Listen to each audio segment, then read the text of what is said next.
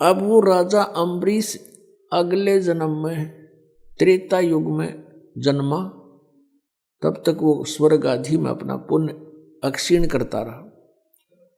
त्रेता युग के अंदर राजा जनक बने वही आत्मा अम्बरीश वाली।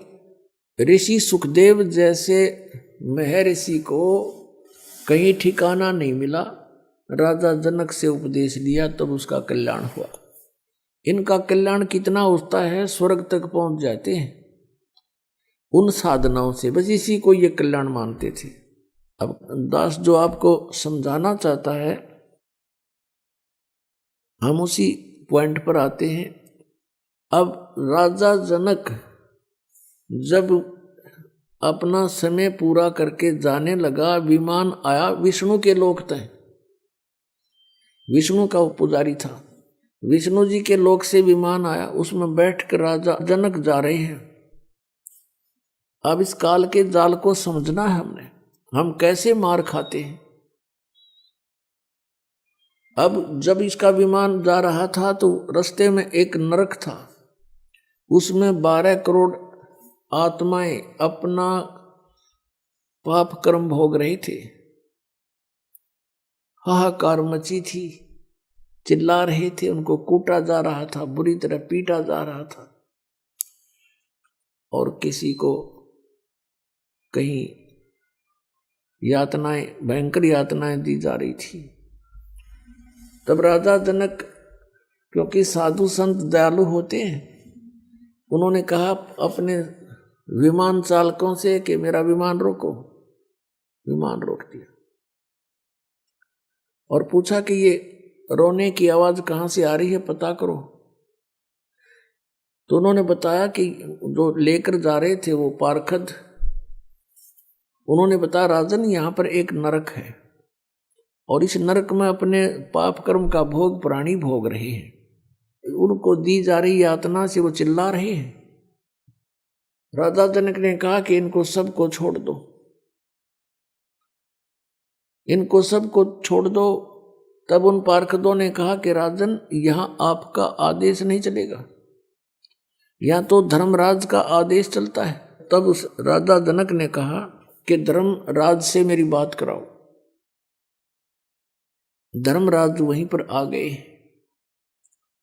और कहा राजन आप चलिए, आप तो स्वर्ग के अधिकारी हो, ये तो नरक है। तब राजा जनक ने कहा कि आप इन सबको छोड़ दो और मेरे साथ स्वर्ग भेजो तो मैं जाऊं, नहीं तो मुझे यही छोड़ दो, मुझे भी इनके पास ही छोड़ दो। अब इतने दयालु थे पुण्यात्मा, ये दयालुता के काम आवेगी हमारे इस तरह की, हम मार न्यू खाते हैं। अब धर्मराज ने कहा कि ऐसे नहीं आपको यहाँ छोड़ सकते, आपको स्वर्ग के अधिकारी हो, स्वर्ग जाना पड़ेगा, ये नरक के अपना भोगेंगे कर्म, यहाँ तो जैसा कोई करेगा वैसा भोगना ही पड़ेगा। तो राजा जनक ने कहा कि फिर मुझे भी यहीं छोड़ दो, मैं नहीं जाने का।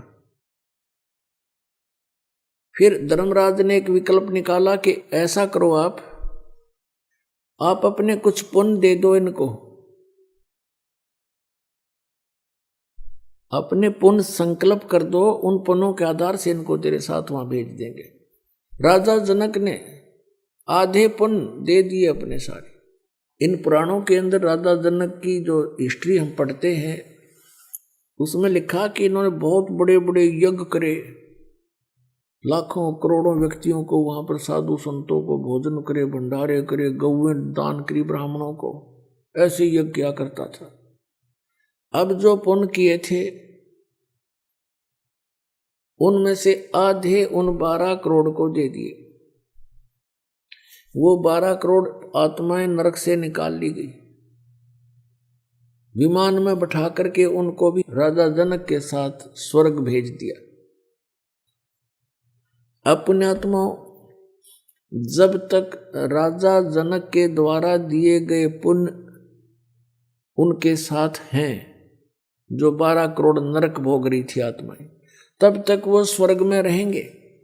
और वो स्वर्ग के अंदर उनके पुण्य जब अक्षीण हो जाएंगे, फिर पुनः उसी नरक में डाले जाएंगे, क्योंकि उनका फिर वो पाप कर्म भी अभी शेष है। और दूसरी तरफ राजा जनक के आधे पुण्य तो वहां गए, बाकी इसने वहां स्वर्ग के अंदर नाच कूद करके गाने गुणे देख सुन के वहां किए, इनके कर्म बिगड़वा दिए, पुण्य समाप्त हो गए।